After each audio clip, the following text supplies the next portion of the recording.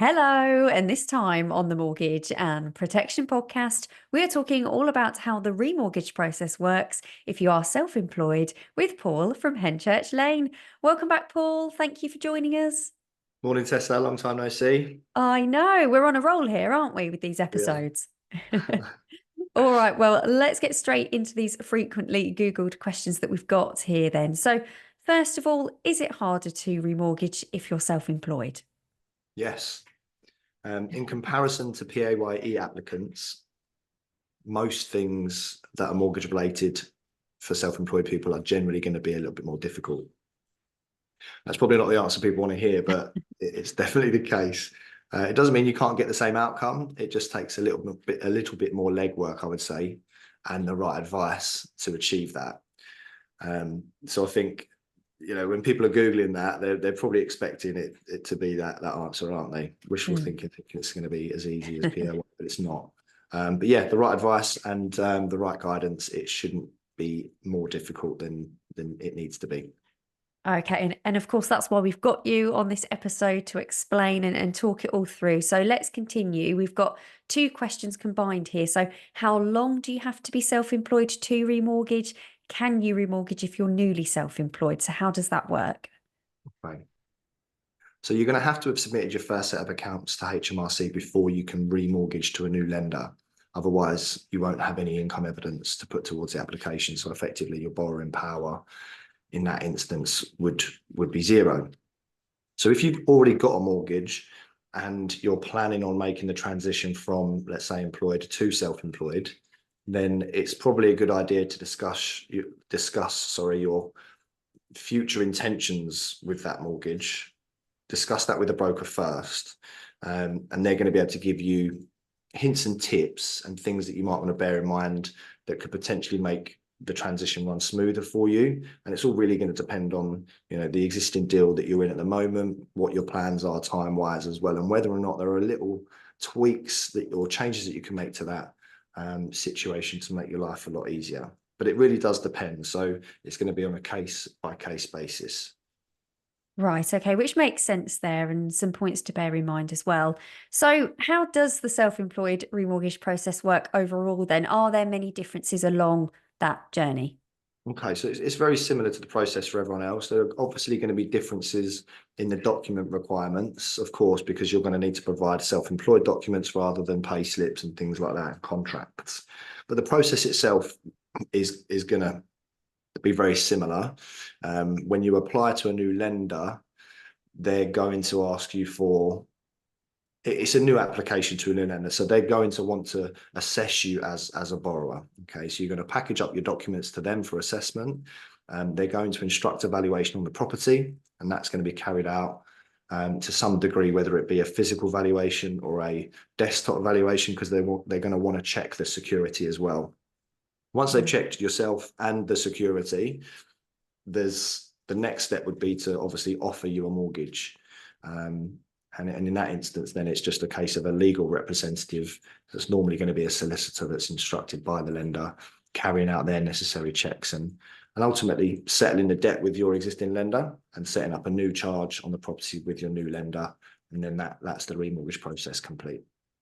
Okay, well, thank you for that mini step-by-step guide there.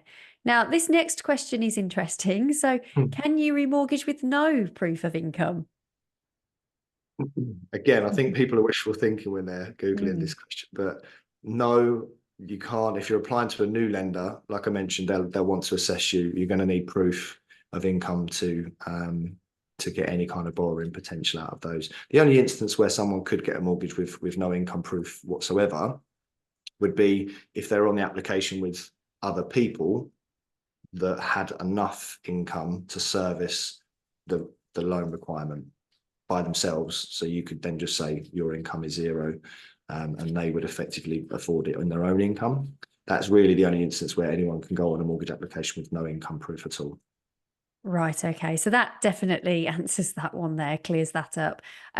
Now, of course, always a popular question. We cover it on a lot of the episodes we do, but in this case, can I remortgage if I have bad credit and self-employed? Yes, you can. So it's going to depend on how bad your credit is as to what options you'll have to hand. So poor credit could result in the business being placed with someone off the high street or even a specialist lender, which potentially means higher fees and interest rates, but it's still an option. If it's really, really bad and really recent, then it could potentially be a non-starter and you'll have to stay with your existing lender. Right, okay. So something to bear in mind there. And that actually leads us on to the next question. Can a self-employed person be declined a remortgage? Are there any other reasons? Absolutely. There's a whole host of reasons why people could be declined as a self-employed person, hundreds probably. It's probably worth noting, though, that if you've already got a mortgage, then you can usually conduct something that's called a product switch. So that's where your existing lender will offer you a deal at the end of your existing deal coming to an end. So they'll say to you, right, you've got these product options going forward, and you can select a new deal rather than falling into an expensive standard variable rate. Because you've already got the loan with them, so there won't be a full assessment on that basis. As long as you're not changing the amount you're borrowing or the term, if you're just looking to secure a new deal, there's a good chance you'll be able to do that with your existing lender without any credit checks at all. So you don't necessarily have to remortgage at that stage. Right, okay, there we go. Thank you for that. Now, obviously, this is always a great question to cover. How can I better my chances of a good remortgage as someone who is self-employed? Is this where the documents come into play, having everything prepared? Yeah, definitely. Record keeping is always a big one for self-employed people. So submitting your accounts to HMRC, submitting them on time, submitting them accurately, and declaring all of your income. That's going to put you in the best position from a mortgage point of view. But also making sure you're keeping things in check, like your conduct for your finances on your bank statements, across all of your other commitments, all of your other debts and loans, and everything that you've got to pay each month. If it's paid on time and your conduct is good, that's always going to put you in a really good position when applying to a new lender. And again, having not a deposit in this instance because you're remortgaging, but as much equity in your house as possible is also going to give you more options. The bigger the equity, the bigger the pool of options that you're going to have to hand. Okay, so lots of pointers there to take away from the episode. Now, this next question, it's almost like a recap, I think. So, what are the benefits of remortgaging? Okay, so remortgaging is you've got a mortgage with a lender and you want to take your business to a new lender. So you do that for lots of different reasons.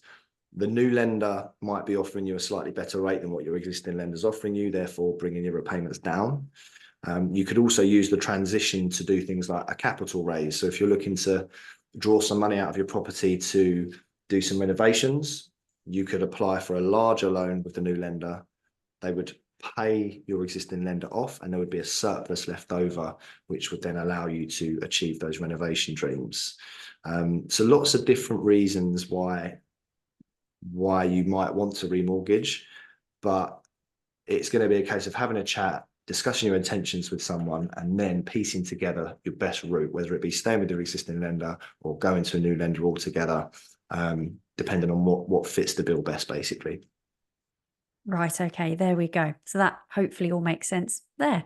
Now, you always demonstrate how a mortgage broker can help. You have throughout this episode, but have you got anything else you'd like to add, or is there anything else we need to know here?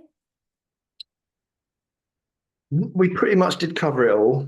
Generally speaking, in situations where you are considering a remortgage, there are a lot of factors to bear in mind, and more than I even care to think about and list at this stage. So it is worth going through that with someone. And generally speaking, if you were to try and just secure this yourself, I guarantee you that if you sat down with someone that knows what they're talking about, the likelihood is that the outcome is going to be better than it would be if you tried to secure it yourself. So worth spending the time on it, I would say. Okay. Well, thank you for that as always. Hopefully that's proved useful to anybody listening to this, watching this video. And Paul, will catch you on another episode soon. See you soon, Tessa. Speak to you soon. Bye.